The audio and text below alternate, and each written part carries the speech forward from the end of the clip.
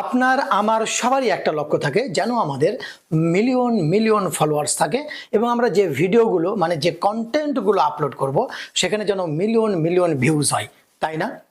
But নতুন অবস্থায় এটা অ্যাচিভ করা খুবই কষ্টের, কারণ আমাদের অনেক বাধা বিপত্তি, অনেক প্রবলেম, অনেক চ্যালেঞ্জ থাকে। আর নতুন অবস্থায় সেগুলোকে মেনটেন করা, সেগুলোকে হ্যান্ডেল করা আপনার জন্য খুবই কষ্টের হয়ে যায়। তখন আপনি মাঝে মধ্যে কি মনে করেন যে এই প্ল্যাটফর্ম আমার জন্য না। তখন আপনি কি করেন, এই প্ল্যাটফর্ম থেকে দূরে সরে যান, আপনি কুইট করে দেন। আর মনে রাখবেন, এখান থেকে কুইট করে দেওয়া মানে আপনার একটা অপরচুনিটি নষ্ট হলো, আপনি একটা সম্ভাবনাময় ইনকামের রাস্তা থেকে দূরে সরে যাচ্ছেন। আমি এই সকল বিষয় নিয়ে আলোচনা করব যেন আপনি কোনোভাবে এই ফেসবুকের মতো একটা প্ল্যাটফর্ম থেকে দূরে সরে না যান। আপনি যেটুকু জানেন, যা জানেন সেটুকু যেন অ্যাপ্লাই করতে পারেন।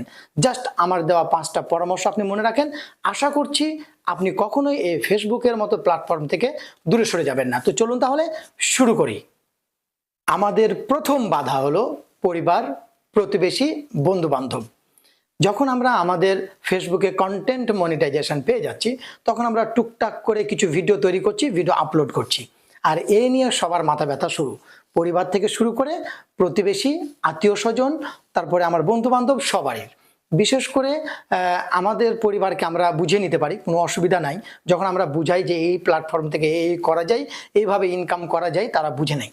আমাদের প্রতিবেশী, আত্মীয় স্বজন, বন্ধু বান্ধব তারাও বুঝে, কিন্তু বুঝেও না বুঝার ভান করে আপনাকে নিয়ে নানান ধরনের বক্তব্য দিতে শুরু করে।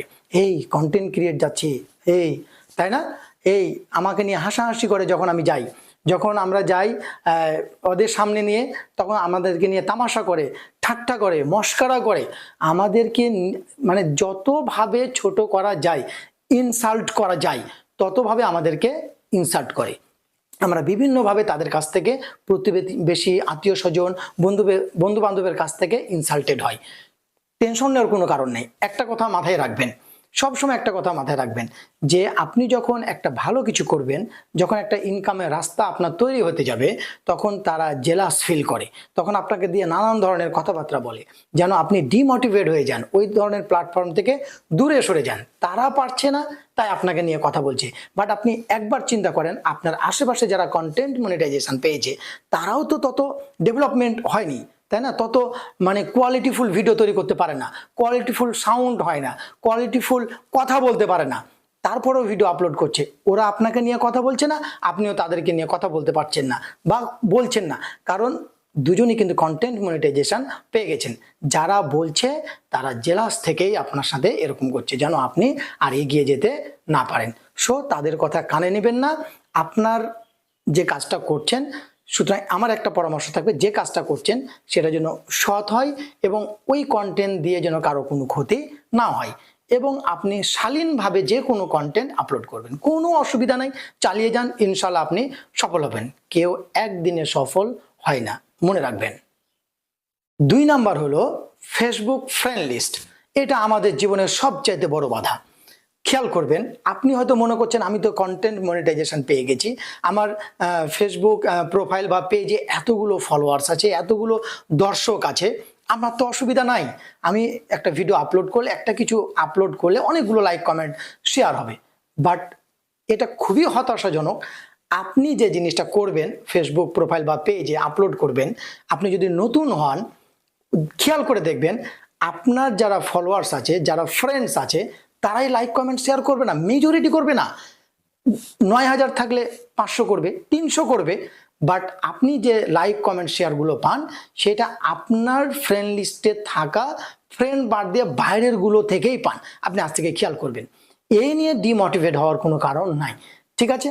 প্রয়োজনে আপনার ফেসবুকে যে ফ্রেন্ড লিস্টে ফ্রেন্ডগুলো আছে, তাদেরকে আপনি ছাঁটাই করেন। যারা আপনার সাথে থাকছে না, লাইক, কমেন্ট, শেয়ার করছে না, বা 3 মাস ধরে কোনো একটা ছবিতে বা কোনো একটা পোস্টে লাইক, কমেন্ট, শেয়ার করেনি, তাদেরকে আপনি প্রয়োজনে সরান, অন্য কাউকে নেন যারা আপনার কাছে থাকতে চায়, আপনাকে লাইক, কমেন্ট, শেয়ার করতে চায়, আপনাকে উৎসাহ দিবে, আপনাকে এগিয়ে নিয়ে যাবে, তাদেরকে রাখেন। আরে ভাই, বিপদের সময় বা আপনি কিছু করতে একটা চাচ্ছেন, আপনাকে উৎসাহ না দিয়ে আপনাকে পিছন দিকে টানবে, তাদেরকে তো আশেপাশে রাখা দরকার নাই, তাই না? সো ফেসবুকের একটা অপশন আছে যে 3 মাস পর্যন্ত আপনার যদি কোনো পোস্টে কেউ লাইক কমেন্ট শেয়ার না করে ওই ফ্রেন্ডগুলোকে আলাদা একটা ট্যাবে নিয়ে যায়।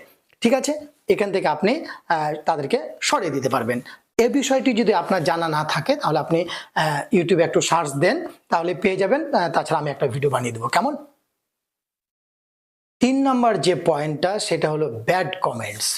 আপনি যে কন্টেন্টগুলো আপলোড করেন আপনাকে জেলাস ফিল করে অনেকে ব্যাড কমেন্টস করে। যদিও ফেসবুক ব্যাড কমেন্ট, যারা খারাপ কমেন্ট করে মানে খুবই খারাপ কমেন্ট করে তাদেরকে স্ট্রাইক দিয়ে দেয়, তাদেরকে ব্লক করে দেয়। তারপরেও কিছু কথাবার্তা আছে ইন্ডিকেট করে কথা বলা, মানে এমনভাবে বলবে যেন আপনাকে চিমটি কাটছে, আপনাকে জ্বলিয়ে দিচ্ছে। এরকম কমেন্টসগুলো আপনার কন্টেন্টে এসে অনেকে করবে। এগুলো নিয়ে ভয় পাওয়ার কোনো কারণ নেই ভাই। আপনার তো একটা কমেন্ট বাড়ছে, তাই না? করতে দেন না। অনেকে হা রিয়াক্ট দিবে, দেখ না, প্রবলেম তো নাই। ঠিক আছে, শুধু খেয়াল করবেন আপনার কন্টেন্টটা ঠিকঠাক আছে কি নাই।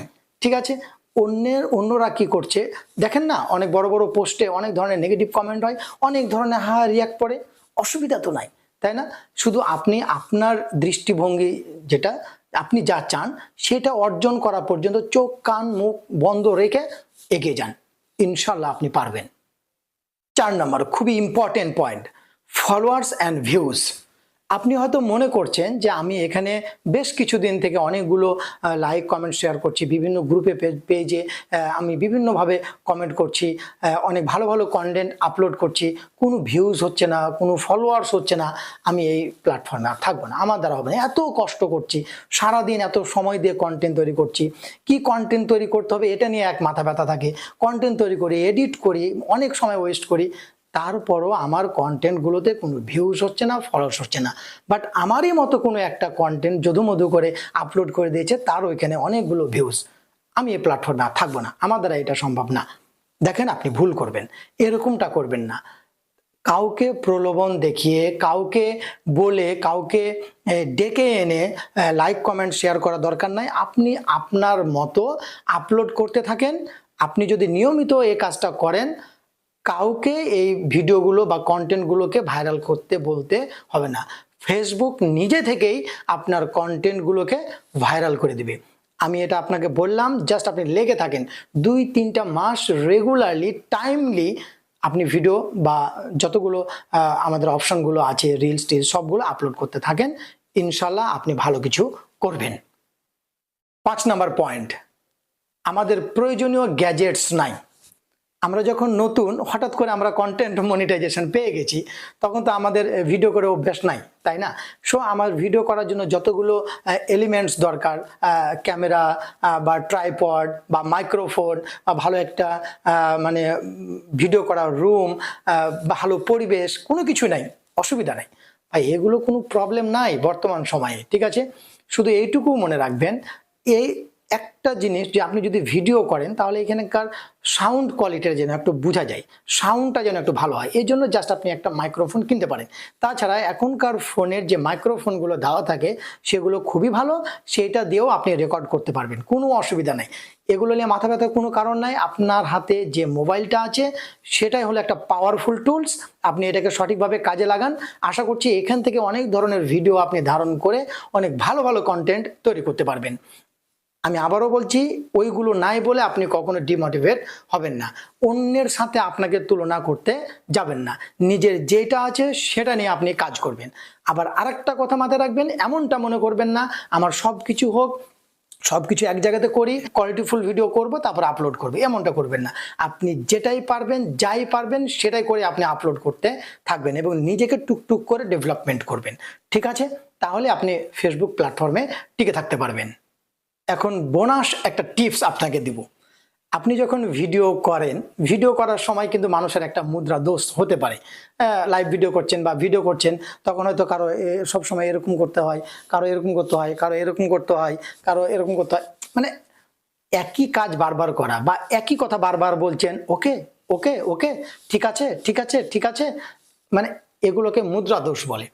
এগুলো মানে এগুলোর জন্য হয়তো আপনি লাইভে এসে ভিডিও করতে ভয় পাচ্ছেন, অনেকে কি বলবে, হাসাহাসি করবে কিনা বা টিটকারি মারবে কিনা, আরে ভাই যাই করুক গা, আপনি ভিডিও আপলোড করবেন, আপনাকে নিয়ে মানুষ যদি মজা করে, একটু মজা করে শান্তি পায়, আর আপনার যদি ভিডিওটা ভাইরাল হয়, অসুবিধা তো নাই। তবে এখানে একটা কথা আছে, আপনি এইগুলো থেকে একটু খেয়াল করবেন, নিজের ভিডিওটা নিজে তো দেখেন, অন্য একটা ডিভাইস থেকে দেখবেন কোথায় প্রবলেম হচ্ছে, ওই মানুষটা অন্য একটা মানুষ মনে করবেন, আপনি ভিডিওটা দেখবেন অ্যাজ এ দর্শক হিসাবে।